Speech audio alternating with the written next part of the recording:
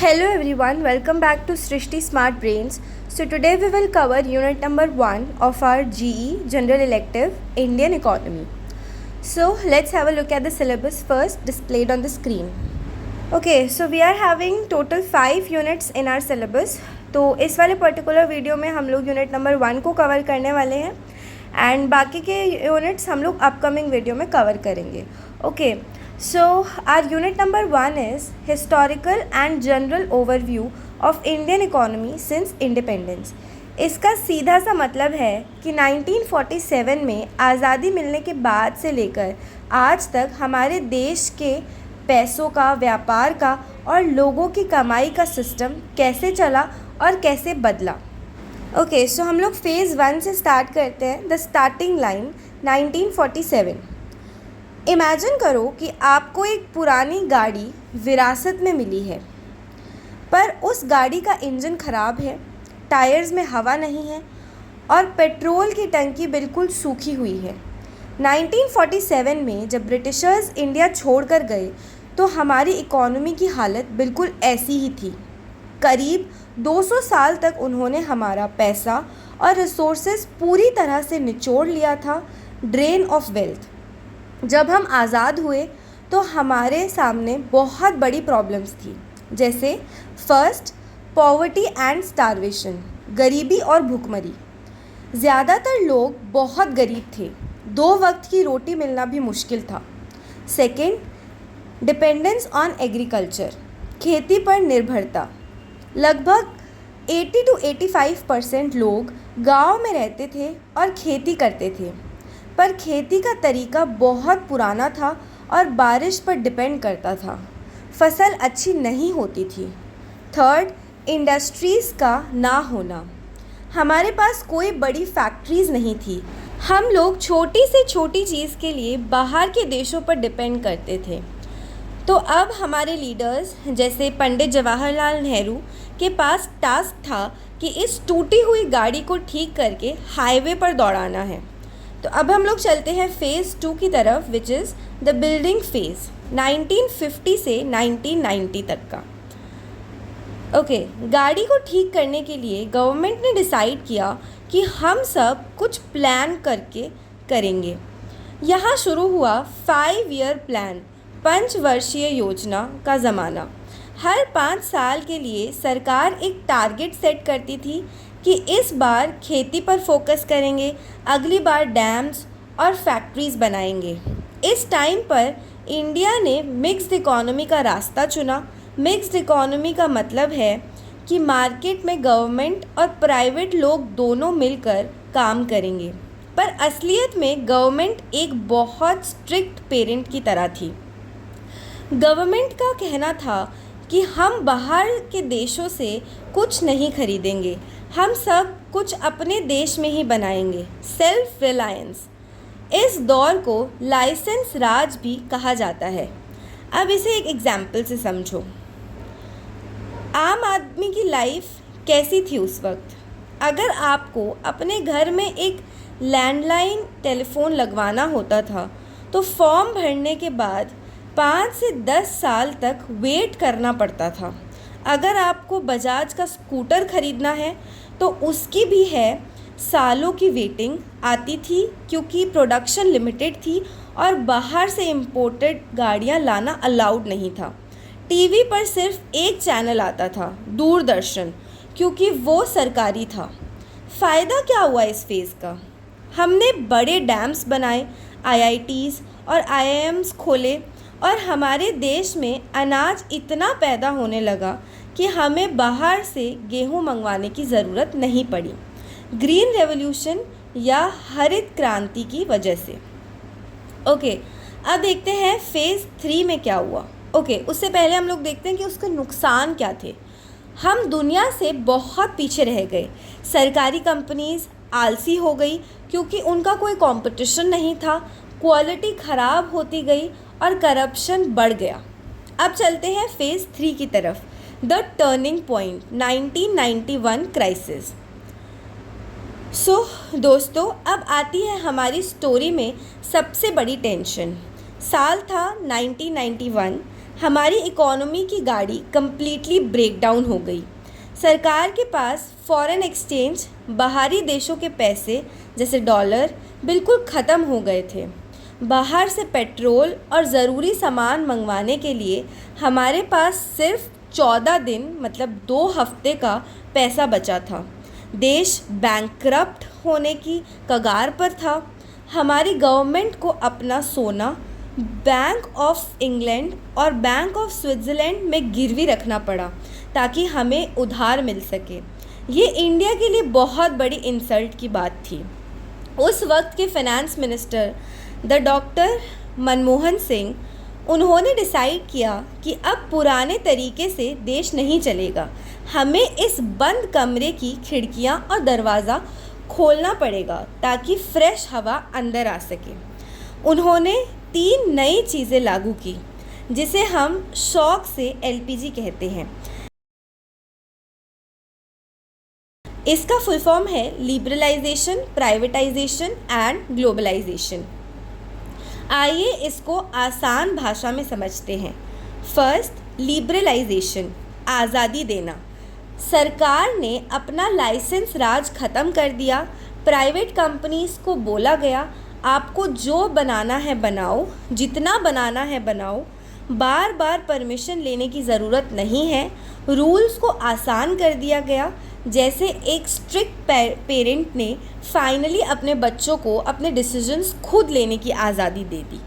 Second, privatisation, private लोगों को power देना। सरकार समझ चुकी थी कि वो बिज़नेस करने के लिए नहीं बनी है, तो जो सरकारी कंपनीज़ लॉस में चल रही थी उन्हें प्राइवेट कंपनीज़ को बेच दिया गया। सरकार ने बोला कि अब प्राइवेट लोग एयरलाइंस चलाएंगे, प्राइवेट बैंक्स खुलेंगे और प्राइवेट टेलीकॉम कंपनीज़ आएंगी। तभी तो बीएसएनएल के साथ साथ एयरटेल, हच और बाद में जियो जैसे ऑप्शंस आए। थर्ड, ग्लोबलाइजेशन, दुनिया से दोस्ती करना। इंडिया ने अपने दरवाजे फॉरेन कंपनीज़ के लिए खोल दिए। जो रूल्स बाहर के सामान पर लगते थे, हाई टैक्सेस, उनको कम कर दिया गया। 1990 के इस एलपीजी पॉलिसी का असर कैसा रहा? लाइफ बिल्कुल चेंज हो गई। जो स्कूटर लेने के लिए 10 साल लगते थे, अब लोग शोरूम जाते और पैसा देकर बाइक निकाल लेते। दूरदर्शन की जगह केबल टीवी आ गया, स्टार प्लस, सोनी, जी टीवी। इंडिया में कोको कोला, पेप्सी, मैकडॉनल्ड्स और फोर्ड ऐसी फॉरेन ब्रांड्स आ गई। लोगों के पास चॉइसेस आ गई और कंपटीशन बढ़ने से चीज़ों की क्वालिटी बेटर होने लगी। Now phase 4, modern India. 1991 से टिल नाउ एलपीजी के बाद इंडिया ने पीछे मुड़कर नहीं देखा। हमारी इकोनॉमी तेज़ी से आगे बढ़ने लगी। लेकिन एक अजीब बात हुई। नॉर्मल देशों में क्या होता है कि लोग एग्रीकल्चर से निकलकर पहले फैक्ट्री मतलब मैन्युफैक्चरिंग और इंडस्ट्री में काम करने जाते हैं और फिर सर्विसेज में, पर इंडिया ने फैक्ट्री वाला फेज़ लगभग स्किप कर दिया। हम सीधा खेती से निकलकर कंप्यूटर्स पर बैठ गए। 1990s और 2000s में इंडिया पूरी दुनिया का आईटी हब बन गया। टीएसएस, विप्रो जैसी कंपनीज़ ने हज़ारों लोगों को नौकरियां दी।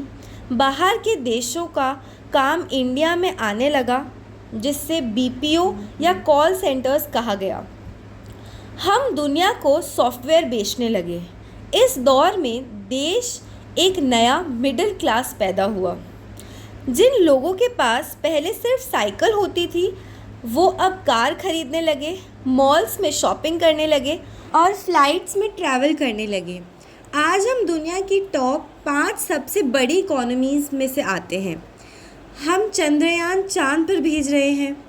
हमारा अपना digital payment system UPI payment दुनिया भर में फेमस हो रहा है और आज इंडिया में हज़ारों स्टार्टअप्स जैसे ज़ोमैटो, स्विगी, ओला चल रहे हैं।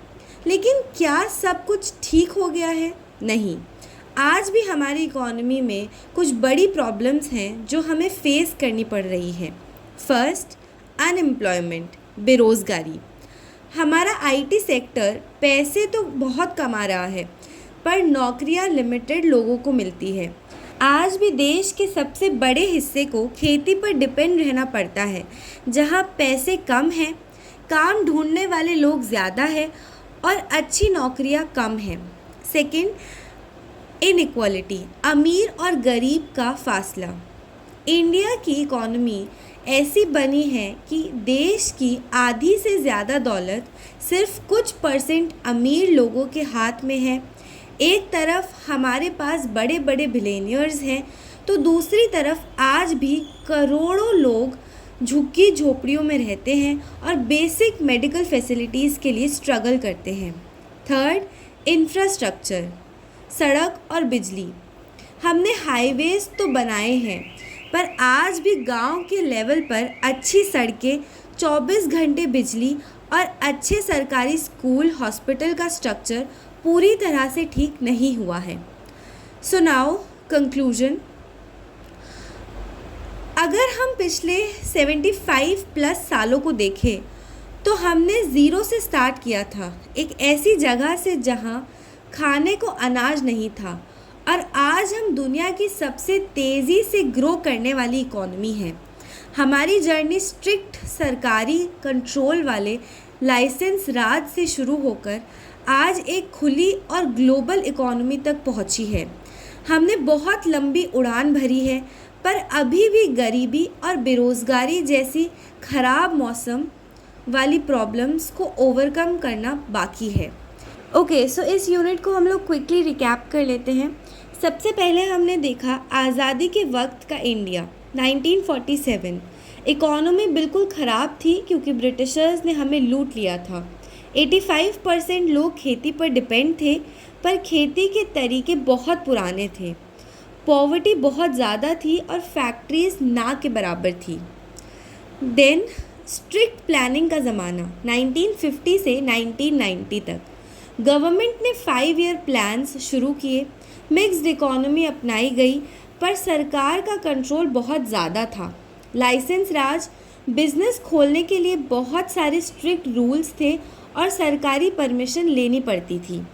सरकार का फोकस था सेल्फ रिलायंस पर, यानी सब कुछ अपने देश में ही बनाना, बाहर से इंपोर्ट बंद था।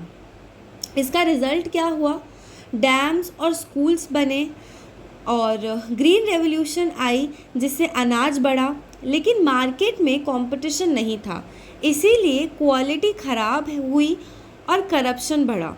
फिर हमने देखा the turning point 1991 economic crisis and reforms, जिसके अंदर देश के पास इंपोर्ट करने और उधार चुकाने के पैसे ख़त्म हो गए थे।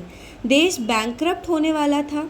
इकोनॉमी को बचाने के लिए एलपीजी पॉलिसी आई, लिबरलाइजेशन, प्राइवेटाइजेशन और ग्लोबलाइजेशन, जिसका रिज़ल्ट क्या हुआ? मार्केट में बाहर की चीज़ें आई, कंपटीशन बढ़ा, लोगों को नए प्रोडक्ट्स मिले और सर्विसेज फास्ट हो गई।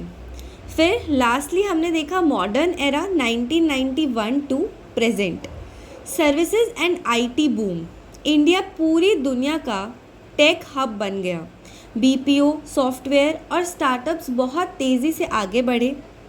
आज हम दुनिया की टॉप 5 इकोनॉमीज़ में हैं और मिडिल क्लास बहुत तेज़ी से ग्रो हुआ है। लेकिन कुछ करंट चैलेंजेस भी हैं, जैसे कि अनएम्प्लॉयमेंट, इनइक्वालिटी, और एग्रीकल्चर सेक्टर आज भी ठीक से पैसे नहीं कमा पा रहा है, जबकि सबसे ज़्यादा लोग वही काम करते हैं। So this was our unit number 1। I hope आपको सारी की सारी चीज़ें अच्छे से क्लियर हो गई होंगी।